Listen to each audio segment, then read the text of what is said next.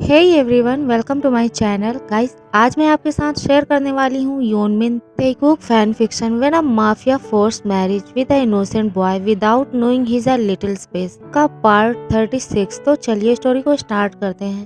तायोंग की मॉम अपनी loving tone में अपने तेई तेई से कहती है, बेबी क्या तुम सच में जंगकुक के बारे में कुछ नहीं जानते? तायोंग कहता है, नो मॉम, मैं नहीं जानता कि वो कौन है और आप लोग किसके बारे में बात कर रहे हो। उसकी मॉम उसके हाथ को अपने दोनों हाथों के बीच में रखते हुए उससे रब करते हुए, बेबी क्या तुम ठीक हो? क्या तुम्हें कुछ चाहिए? टॉयज, टेडी, चॉकलेट या फिर कैंडी, कुछ भी। क्या ये सब मेरे बेबी को चाहिए? तायंग शॉकिंग फेस के साथ अपनी मॉम की तरफ घूरने लगता है और उससे कहता है, मॉम प्लीज, आप ये मुझसे किस तरह की बातें कर रही हैं? और मैं क्यों टॉयज और टेडी से खेलूंगा? मुझे मुझे कोई चॉकलेट्स, कोई कैंडी नहीं चाहिए। आई नो कि मैं इसे पसंद करता हूँ, बट मैं अभी कोई बेबी नहीं हूँ। आप मुझे एक बेबी की तरह ट्रीट क्यों कर रही हैं? इवन आप सब मुझसे इस तरह से बात कर रहे हो जैसे मैं कोई एक छोटा बेबी हूँ। No mamma, I am not a child. और हम यहाँ से कब जाएंगे? हाँ, मैं यहाँ नहीं रहना चाहता। मैं बहुत ज़्यादा बोर हो रहा हूँ। आप प्लीज़ डॉक्टर से कहिए, मैं घर जाना चाहता हूँ। मैं यहाँ और नहीं रहना चाहता, प्लीज़। दूसरी तरफ जिमिन और जंगकुक दोनों ही डॉक्टर के कैबिन में बैठे हुए थे। वो डॉक्टर से तायोंग के बारे में जानना चाहते हैं, उसके बिहेव के बारे में जानना चाहते हैं। जंगकुक कहता है, डॉक्टर, एक्सीडेंट के पहले तो तायोंग इस तरह से बिहेव करता था जैसे वो एक छोटा बच्चा हो और उसका मेंटल एज एक 5 ईयर ओल्ड बेबी का था। बट अब वो इस तरह का बिहेव क्यों कर रहा है? जैसे डॉक्टर जंगकुक की बात को सुनकर उसकी बात को बीच में काटते हुए कहता है, यस सर, आई नो कि वो क्यों इस तरह का बिहेव कर रहा है। मे बी उनके किसी एक्सीडेंट की वजह से उनके सिर में काफ़ी गहरी चोट लगी थी और उसी की वजह से उनकी नर्व्स जो ब्लॉकेज हो चुकी थी। और जब दोबारा उनके साथ वही सब हुआ, उनके सिर में फिर से काफ़ी ज़्यादा चोटें आई, तब हमें ऑपरेशन करना पड़ा और तभी हमने उनकी उन ब्लॉकेज नर्व्स को ओपन कर दिया, जिसकी वजह से अब वो बिल्कुल ठीक हो चुके हैं और वो ठीक होने के बाद बिल्कुल नॉर्मल बिहेव करेंगे।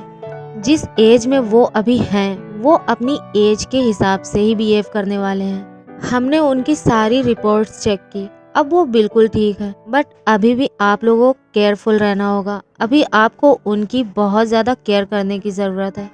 1 वीक तक और अभी हमें उन्हें हॉस्पिटल में रखना होगा और तभी हम उन्हें यहाँ से जाने की परमिशन दे सकते हैं। जिमिन हाँ में अपना सिर हिलाता है। जंगकुक, जो बहुत ज़्यादा टेंशन में था, वो कहता है, डॉक्टर, बट वो अब मुझे क्यों नहीं पहचान रहा है? वो मेरा हस्बैंड है, मैं उससे बहुत ज़्यादा प्यार करता हूँ, बट अब वो मुझे पहचान भी नहीं रहा है। वो मुझसे बात भी नहीं करना चाहता। ऐसा क्यों? ऐसा भी हो सकता है कि आप उसकी यादों में कहीं हो ही ना। डॉक्टर कहता है, mister Jeon please don't worry, आप टेंशन बिल्कुल भी मत लीजिए। स्लोली स्लोली उसे सब कुछ याद आ जाएगा। अभी वो आपको भूल चुका है।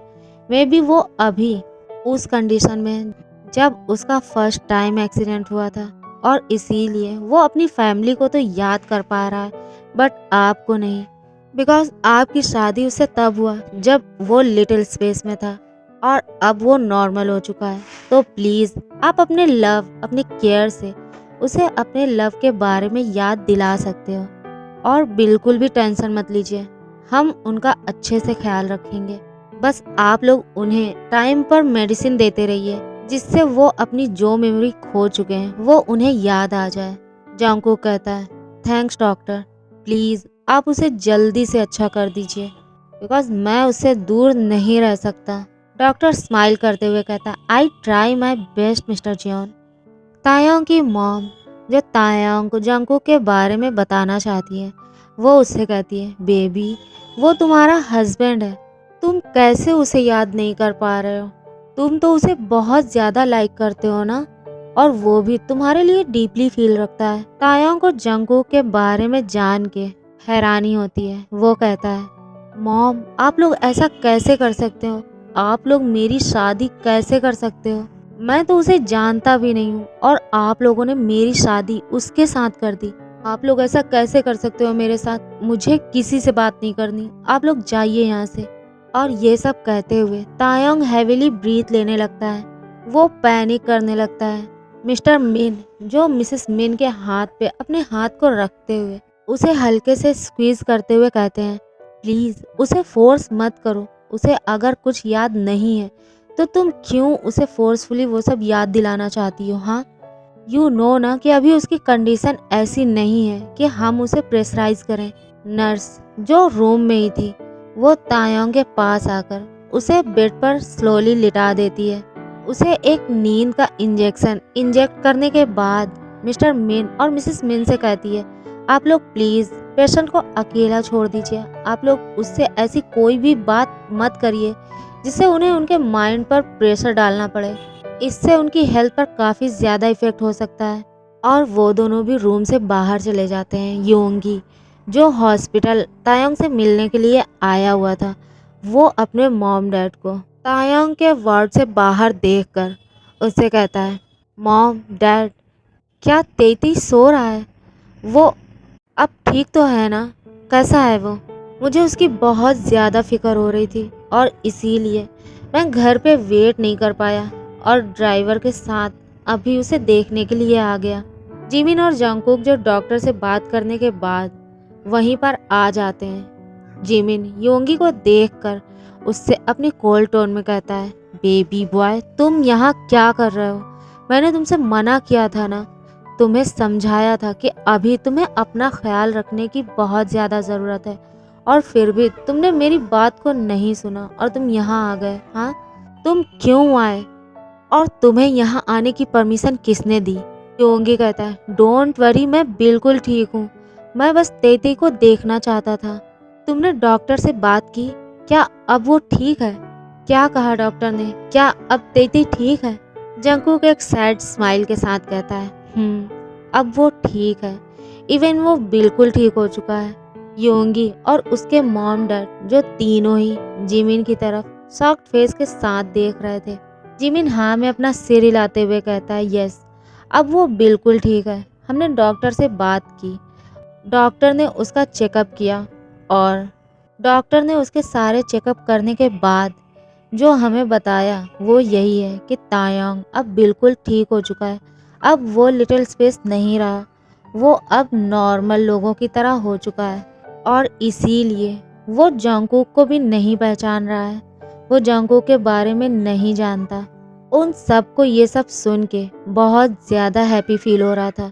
उनके फेस पे एक सेटिस्फाइड स्माइल आ जाती है। योंगी एक्साइटेड होके कहता है, क्या सच में? तेती अब बिल्कुल ठीक हो चुका है, वो अब नॉर्मल हो चुका है। ओह थैंक गॉड कि ऐसा हो गया, बट ये हुआ कैसे? जिमिन और जंगकुक उन्हें डॉक्टर की कही हुई सारी बातों को एक्सप्लेन कर देते हैं। मिसेस मिन कहती हैं, आई एम सो हैप्पी कि मेरा बेबी अब बिल्कुल ठीक हो चुका है। But Jungkook you don't worry, doctor ने कहा है ना कि तायंग स्लोली स्लोली तुम्हें याद कर लेगा, स्लोली स्लोली तुम उसे याद आ जाओगे और हम सब है ना, हम सब तुम्हारे बारे में उसे स्लोली याद दिलाते रहेंगे। वो तुम्हें कैसे भूल सकता है? हाँ, हम सब जानते हैं कि तुम उससे बहुत ज़्यादा प्यार करते हो और वो भी तुम्हें पसंद करता है। फिर हम सब उसे मिलकर तुम्हारे बारे में बताएंगे और जब तुम उसकी केयर करोगे, उससे अपना लव शो करोगे, तो वो ज़रूर तुम्हारे बारे में सोचेगा और तुम्हें पसंद करेगा। एक बार फिर से वो तुम्हारे लिए फीलिंग रखेगा। So you don't worry baby. हाँ, जंगकुक एक सैड स्माइल के साथ उनकी बात पर नोट करता है। वो हाँ में अपना सिर हिलाता है। इसी तरह से 1 वीक बीत जाता है। डॉक्टर तायांग को हॉस्पिटल से जाने की परमिशन दे चुका था। जंगकुक तायांग को अपने साथ अपने मेंशन में लेके जाना चाहता है, बट तायांग उसके साथ जाने के लिए रेडी नहीं था। वो अपनी मॉम से कहता है, मॉम डैड मैं अभी अपने घर जाना चाहता हूँ, मैं कहीं नहीं जाना चाहता। मैं उस पर्सन को नहीं जानता, मैं क्यों उसके साथ जाऊंगा? प्लीज़ मॉम आप लोग मुझे अपने साथ लेकर चलिए। जंगकुक को ना चाहते हुए भी तायोंग की बात माननी पड़ती है और तायोंग अपने मॉम डैड के साथ अपने घर वापस चला जाता है। योंगी इससे बहुत ज़्यादा हैप्पी था। वो जिमिन से कहता है, Jimin I am so happy कि तेई बिल्कुल ठीक हो चुका है और वो अभी अपने मेंशन में है। मुझे जंगकुक के लिए थोड़ा सा बुरा लग रहा है, बट आई नो कि जंगकुक उसे अपनी लव और केयर से सब कुछ याद दिला देगा। मैं तायांग और जंगकुक के लिए बहुत ज़्यादा हैप्पी हूँ कि अब वो एक नए तरीके से अपनी लाइफ को स्टार्ट करने वाले हैं। आई नो कि जंगकुक की भी अपनी नीड्स है, उसकी भी ज़रूरतें हैं जिसे वो तायांग के उस हालत में तो फुलफिल नहीं कर सकता था ना। अब तायांग बिल्कुल ठीक हो चुका है। अब जंगकुक एक नए तरीके से उसे अपने प्यार में गिराएगा और उससे शादी करेगा। फिर वो दोनों हैप्पीली अपनी लाइफ को स्पेंड करेंगे। मैं इसके बारे में सोचकर ही बहुत ज़्यादा एक्साइटेड हूँ। बट प्लीज़ तुम अपने भाई से कह देना कि वो फोर्सफुली तायांग को यहाँ लेकर ना आए और उसने जो पहले किया वो फिर से उसे ना दोहराए। वो इस बार उसे अपने प्यार से मनाए और उसका इतना ज़्यादा ख्याल रखे कि तायांग खुद उसके प्यार में गिर जाए और उसके साथ रहने के लिए रेडी हो जाए, है ना। जिमिन योंगी की बातों को सुन रहा था। वो उसकी बातों को सुनकर हाँ में अपना सिर हिलाता है। वो कहता है, बेबी बॉय आई थिंक हमें कुछ नया ट्राई करना चाहिए। क्या तुम मुझे मिस नहीं कर रहे हो? योंगी कहता है, क्या नया, और तुम किस बारे में बात कर रहे हो? हाँ, जिमिन स्मार्ट करते हुए कहता है, अब तुम इतना ज्यादा इनोसेंट बनना बंद कर दो बेबी बॉय प्लीज। योंगी भी, जो बहुत ज्यादा नीडी फील कर रहा था, वो जिमिन की बात को नहीं काटता और वो दोनों एक दूसरे के साथ उस पल में खो जाते हैं। जिमिन योंगी के लिप्स को अपने लिप्स से पकड़कर उसे एक एग्रेसिव किस में खींच लेता है। योंगी जिमिन के नेक के अराउंड अपने हाथ को ग्रैब करके उसे अपनी ओर और ज्यादा खींचने लगता है। जिमिन भी योंगी के वेस्ट के अराउंड अपने हाथ को ग्रैब करके उसे खुद के बहुत ज्यादा करीब कर लेता है। अब वो दोनों अपने टाइम को बहुत ज्यादा एंजॉय करते हैं और हार्डली एक दूसरे के साथ इंटीमेट होते हैं। इसी तरह से टाइम जा रहा था। योंगी और जिमिन अपनी लाइफ को अच्छे से एंजॉय कर रहे थे। योंगी, जो प्रेगनेंसी के कारण बहुत ज़्यादा नीडी हो चुका था, वो एवरी डे ही जिमिन को अपने पास, अपने अंदर फील करना चाहता है। जिमिन, जो योंगी की नीड्स को फुलफिल करने के लिए उसे एवरी डे ही उसके साथ इंटीमेट होता है। दूसरी तरफ जंगकुक के बार बार ट्राई करने पर और अपने मॉम डैड की बात को सुनकर वो जंगकुक को एक चांस देने के लिए रेडी हो जाता है। जंगकुक भी अब तायांग को अपना लव शो करने के लिए उसे एवरीडे उसे बाहर घुमाने लेकर जाता है। वो दोनों एवरीडे ही एक साथ डिनर करते हैं। वो दोनों एक साथ अपने टाइम को हैप्पीली स्पेंड करते हैं। तायांग भी अब जंगकुक को पसंद करने लगा था, उसके लिए फील रखने लगा था। जंगकुक जिस तरह से तायांग का ख्याल रखता है, उसके बारे में सोचता है, उसे गिफ्ट्स देता है, उसे एवरीडे बाहर लेकर जाता है और उसकी इतनी ज़्यादा केयर करता है। तायांग ये सब देखकर उसके लिए सोचने पर मजबूर हो जाता है। तायांग के बिना कहे जंगकुक उसकी हर नीड को पूरा करता है। तायांग जंगकुक के इस बिहेवियर से बहुत ज़्यादा हैप्पी था। वो जंगकुक के लिए डीपली फील रखने लगा था। 3 मंथ्स ऑलमोस्ट हो चुका था। वो दोनों एक दूसरे को बहुत ज़्यादा लाइक करते थे और इसीलिए वो दोनों एक दूसरे से अब और दूर नहीं रहना चाहते। तायांग अब 17 का पूरा होने वाला है। उसके मॉम डैड चाहते हैं जब वो 18 प्लस का हो जाए तब जंगकुक के साथ उसकी शादी कर दी जाए। बट जंगकुक उससे एग्री नहीं करता। वो कहता है, मैं तायांग के साथ अभी शादी करना चाहता हूँ। मैं अब और उसे खुद से दूर नहीं रखना चाहता। मैं उसे अपने पास चाहता हूँ। मैं चाहता हूँ मैं एवरीडे जब अपनी आइज़ ओपन करूँ मेरा बेबी बॉय मेरे सामने हो, एंड एवरीडे जब मैं सोऊं तब अपने बेबी बॉय के क्यूट और ब्यूटीफुल फेस को देखकर सोऊं। मैं एवरी डे उसे देखना चाहता हूँ। मैं एवरी डे उसे फील करना चाहता हूँ अपने पास। मैं उसके बिना अब और नहीं रह सकता। तो प्लीज़, आप लोग वैसे भी जानते हो कि हम दोनों हस्बैंड्स हैं और हम दोनों पहले ही शादी कर चुके हैं, बट आप लोगों की परमिशन से हम एक बार और शादी करना चाहते हैं। मिसेस मिन कहती हैं, ओके बेबी, जैसा तुम चाहो। इसके लिए मुझे तायांग से बात करनी होगी। अगर वो एग्री करता है तो फिर हमें कोई प्रॉब्लम नहीं है। हम ज़रूर तुम्हारी शादी उसके साथ करवाएंगे और इस बार ये सब हैप्पीली होगा, है ना? जंगकुक स्माइल करते हुए हाँ में अपना सिर हिलाता है। मिस्टर और मिसेस मिन तायोंग से बात करने के बाद सबसे बात करके शादी की डेट फिक्स कर लेते हैं। मॉम, हमें शादी जल्द ही करना होगा। योंगी की प्रेगनेंसी के ऑलमोस्ट 8 मंथ हो चुका है और अब मैंने डॉक्टर से बात की। उसका कहना है डिलीवरी के लिए बस 1 मंथ बाकी है और मैं नहीं चाहता कि हम सब शादी में बिजी रहें और योंगी का ख्याल ना रख पाएं। तो इसलिए मैं चाहता हूँ हम 1 वीक के अंदर ही इन दोनों की शादी कर दें। सभी एग्री हो जाते हैं। शादी का सिर्फ 1 दिन बचा था। नाइट के टाइम पर योंगी, जो जिमिन के आर्म्स में पीसफुली लेटा हुआ था, वो जिमिन से कहता है, हबी, अगर मैं तुमसे कुछ कहूँ तो क्या तुम मुझे। जिमिन कहता है, आगे बोलो। योंगी कहता है, नथिंग, कुछ भी नहीं। जिमिन कहता है, कम ऑन बेबी बॉय, अपनी बात को कंप्लीट करो प्लीज। योंगी कहता है, नो, मैंने कहा ना, कोई बात नहीं, छोड़ो उसे।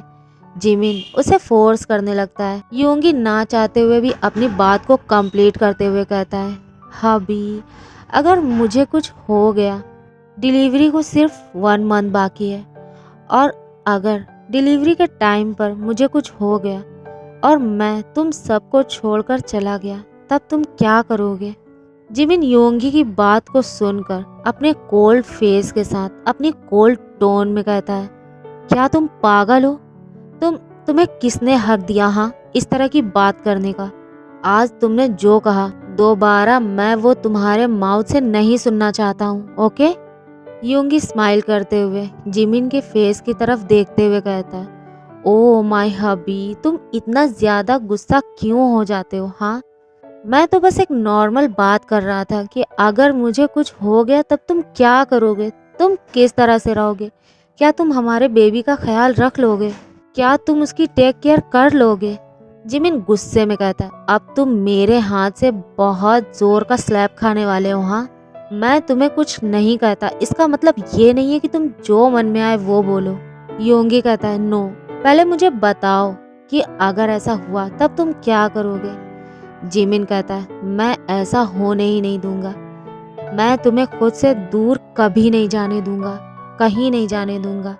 और अब तुम अपना माउथ बंद करो और चुपचाप सो जाओ, वरना मैं तुम्हें बहुत ज्यादा पनिश करने वाला हूँ। योंगी कहता है, नो नो हबी, ऐसा मत करना। देखो, तुमने कल रात भी मेरे बैग की हालत खराब कर दी थी। हाँ, अब मैं ऐसा नहीं चाहता। आई एम सो टायर्ड, मैं सोना चाहता हूँ। पर हबी, मुझे इस बात का आंसर ज़रूर चाहिए।